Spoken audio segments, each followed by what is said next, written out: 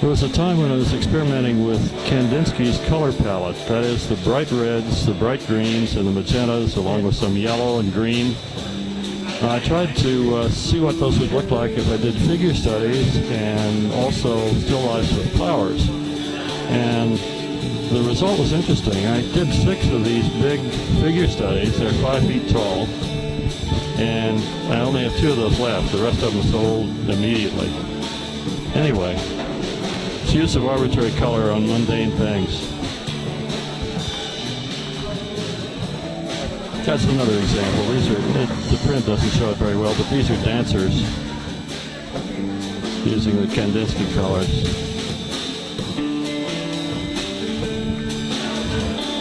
I wanted to do something to see how much I could press the dimension back on the canvas surface. In other words, to use perspective. Now, Cezanne taught us that warm colors come forward and cool colors go back. So I combined that with the linear perspective, like, you know, the round building going down abruptly, pyramid at the bottom, and I decided to make them buildings with little lit windows and people scurrying around on top of the round one. At any rate, if you look at this thing from a distance, it really does punch into the canvas. John, all these pictures shouldn't be buried in a book somewhere. I don't know how else to show them all. I've got them on racks in my basement, and there are about 100 paintings. I've sold about half of all the paintings I've ever done, so I'm not too unhappy. This is done with the background is one of the recent drip paintings that I was telling you about before.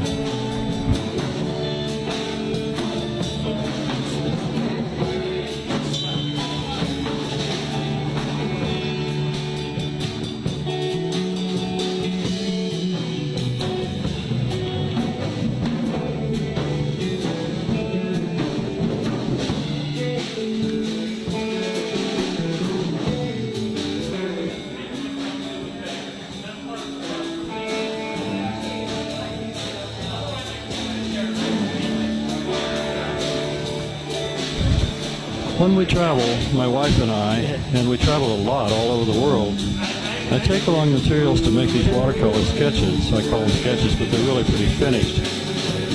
What I do is take hotel stationery, the little notepads that you find by your bed, take them out and make composition and color notes on the subject, then come back to the hotel, and in our spare time on the trip, I do the paintings with a little artist block, not much bigger than these, and a traveling Pelican watercolor kit. Anyway, this is the Great Wall of China, the clay army at Xi'an, the Yangtze River. This is experimental to see if I could get the same effect as the classic silk painting of Chinese artists with my little watercolor brushes, and that's my top. Japanese daimyo, 16th century, from a painting in the Tokyo Museum. Sumo wrestler.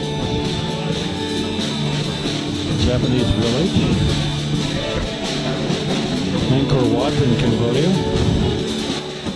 Cambodian village.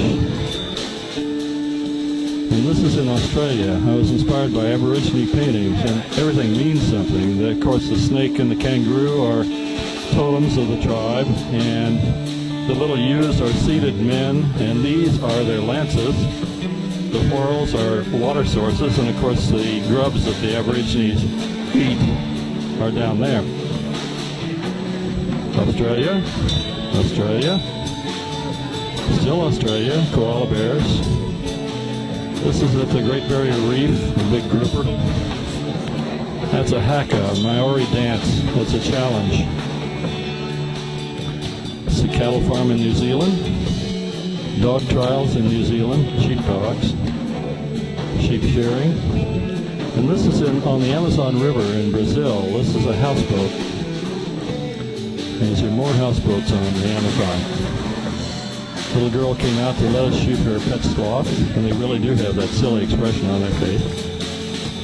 A piranha, a toucan. This is a gaucho, a pajarito, a little bird. And this is in Guatemala, the temple of the Grand Jaguar at Tikal. This is in Guatemala. This woman was scolding an effigy of God in the church because he hadn't come through with the promises he'd made to her.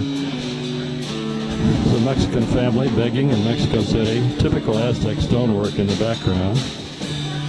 This is an organ grinder in Mexico City. Aztec temple. This one's called Siesta. This guy was taking a nap in his bulldozer with a thatched roof. This is in Cappadocia in Turkey. There are these weird formations caused by erosion. People have lived in them since before the Romans.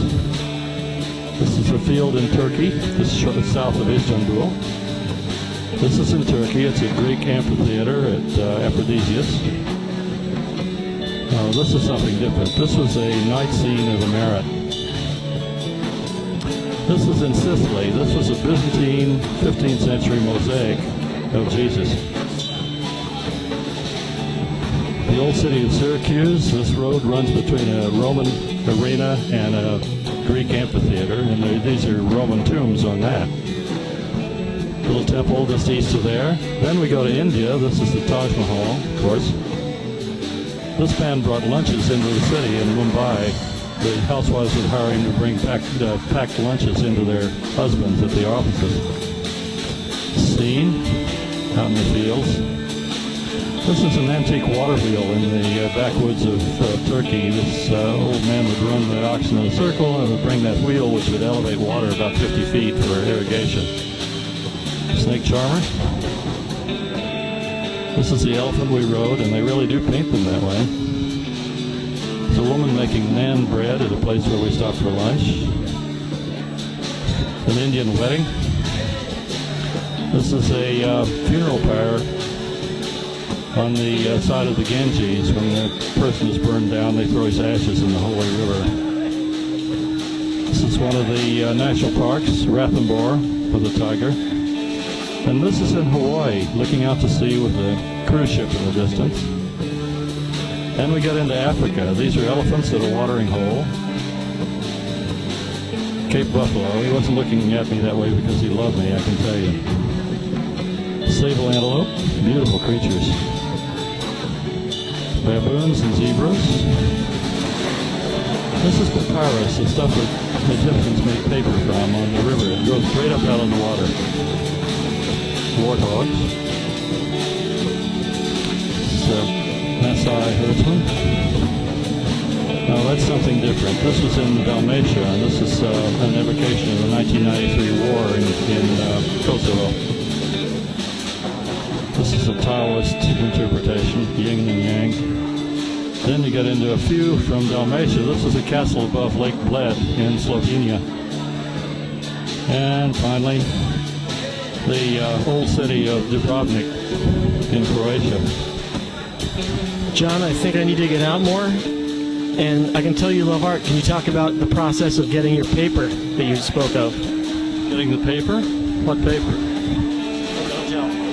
Oh, you know, they have these little notepads that say Hotel Mirage or whatever it is. And they leave the little pads next to the beds. And I just steal those, and then when I'm out with the tour, looking at the scene, I make small sketches, pen and ink sketches that show the composition, and I make color notes. Then I come back to the hotel and do the paintings. No photographs, no. I do take photographs, but I don't see them until I get home. All the paintings are done on the trips, and I can do 6 to 10 of those per trip. Okay?